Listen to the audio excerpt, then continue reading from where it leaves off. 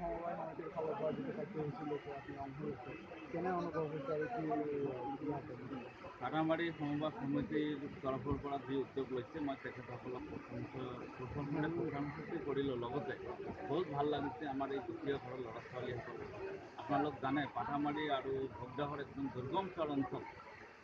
এই দুখীয়া ঘৰৰ ল'ৰা ছোৱালীসকলে আজি মেট্ৰিক আৰু হায়াৰ ছেকেণ্ডেৰীত বহুত ভাল ৰিজাল্ট কৰাৰ কাৰণে মই বিধায়ক হিচাপে তেখেতসকলক ধন্যবাদ জ্ঞাপন কৰিছোঁ। তেখেতসকলৰ অভিভাৱকক ধন্যবাদ দিছোঁ আৰু অনাগত দিনত যাতে ভালকৈ মই সুধিলোঁ গোটেইখিনি ছাত্ৰ ছাত্ৰীক বেছিভাগেৰে ডক্টৰ হোৱাৰ ইচ্ছা, দুই এজনৰ ইঞ্জিনিয়াৰিং বুলি কৈছে।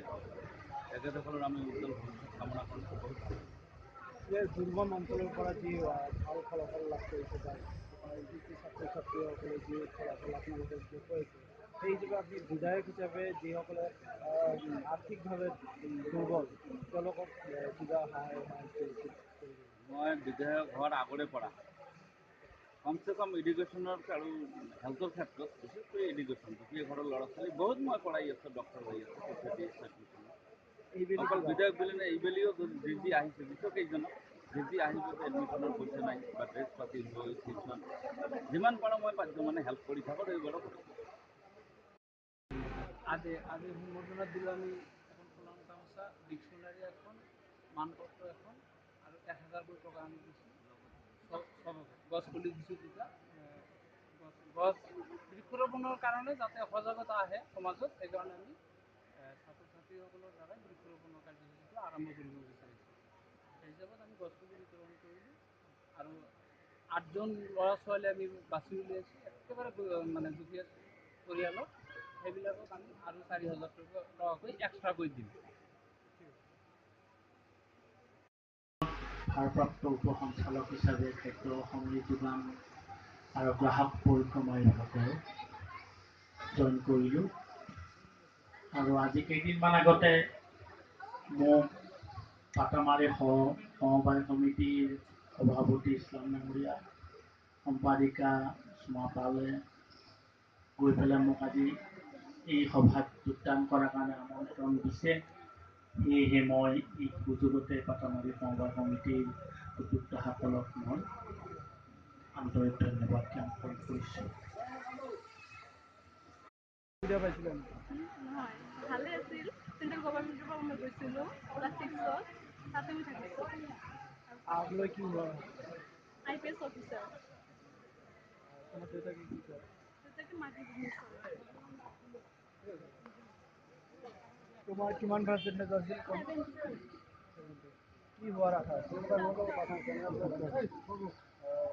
যি সম্বৰ্ধনা লাভ কৰিলা তুমি পাটামাৰী সমবায় সমিতিৰ ফালৰ পৰা কেনে লাগে? আগলৈ কি হোৱাৰ সম্ভৱ আছে? তোৰ দেউতাকে কি কৰে? কি অনুভৱ হ'ল সম্বৰ্ধনা লাভ কৰিলে? মোৰ পাৰ্চেণ্টেজ চেটিছফাই নহয়। আশা কৰিছোঁ মই হায়াৰ ছেকেণ্ডেৰীত আৰু ভাল কৰিম। সেইকাৰণে মোৰ আশা আছে মই ৰবটিক ইঞ্জিনিয়াৰ কৰিব হ'লে মোৰ বহুত আশা আছে। সেইকাৰণে মই সকলোতে মোৰ দোৱা কৰে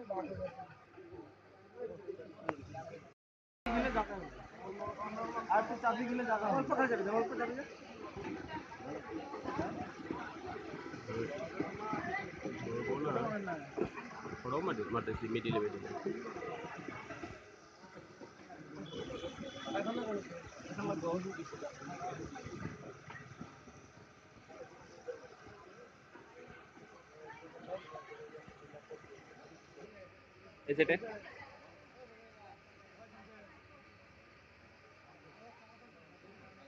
ইয়াৰ পিছত আব্দুর রহিম সফিয়াল হক কাম ভাষানী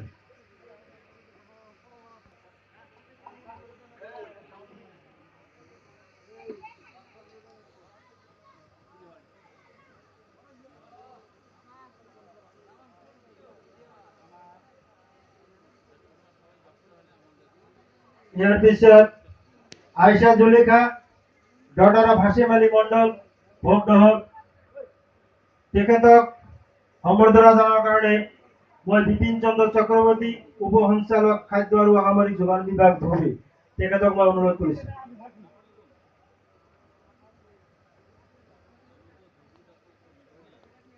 এফালে ঘূৰি দিবা অলপ।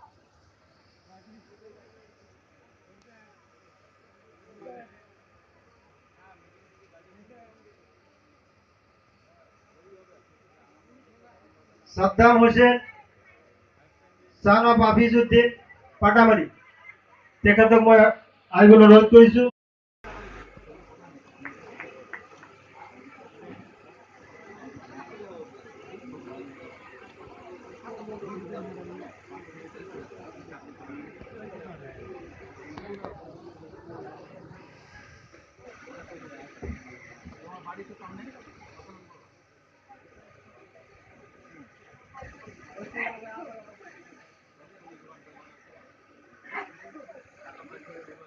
এইফালে ঘূৰি দিবা অলপ, এইফালে ঘূৰি দিবা।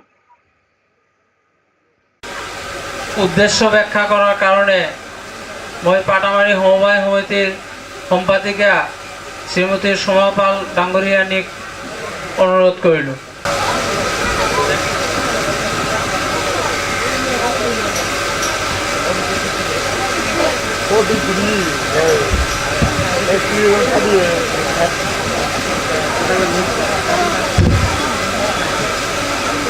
নমস্কাৰ, মই সোমাপাল পাটামাৰী সমবায় সমিতিৰ সম্পাদিকা। মই এনেকুৱা মঞ্চত কেতিয়াও কোনো ভাষণ দিয়া নাই, কিবা ভুলত্ৰুটি হয় আপোনালোকে ক্ষমা কৰিব। মঞ্চত উপবিষ্ট আজিৰ এই সংবৰ্ধনা সভাৰ সভাপতি হয় ধুবুৰী সমষ্টিৰ বিধায়ক মাননীয় শ্ৰীযুত নজৰুল হক মহোদয়, ধুবুৰী যোগান বিভাগৰ উপসঞ্চালক, লগতে বিভিন্ন বিভাগৰ পৰা অহা আমাৰ পাটামাৰী সমবায় সমিতিৰ বিলাকৰ প্ৰতিনিধিসকল, মঞ্চত উপবিষ্ট গণ্যমান্য ব্যক্তিসকল আৰু পাটামাৰী সমবায় সমিতিৰ সঞ্চালক মণ্ডলীৰ সদস্যসকললৈ মই মোৰ আন্তৰিক শ্ৰদ্ধা আৰু প্ৰণাম যাচিছোঁ। লগতে আজি আমাৰ এই সভাত উপস্থিত থকা আমাৰ গৌৰৱ তথা পাটামাৰী সমবায় সমিতিৰ এলেকাধীন এই বেলিৰ উচ্চতৰ মাধ্যমিক পৰীক্ষাত সুনাম অৰ্জন কৰা ছাত্ৰ ছাত্ৰীসকললৈ মই মোৰ হিয়া ভৰা মৰম যাচিছোঁ। আজি এই সম্বৰ্ধনা সভাখন পতাৰ মূল উদ্দেশ্য হৈছে পাটামাৰী সমবায় সমিতিৰ এলেকাধীন অঞ্চলৰ ছাত্ৰ ছাত্ৰীসকলৰ মাজত প্ৰেৰণা যোগোৱা, যাতে ভৱিষ্যতে ছাত্ৰ ছাত্ৰীসকলে ইয়াতকৈও ভাল ফলাফল দেখুওৱাৰ বাবে উৎসাহ পায়।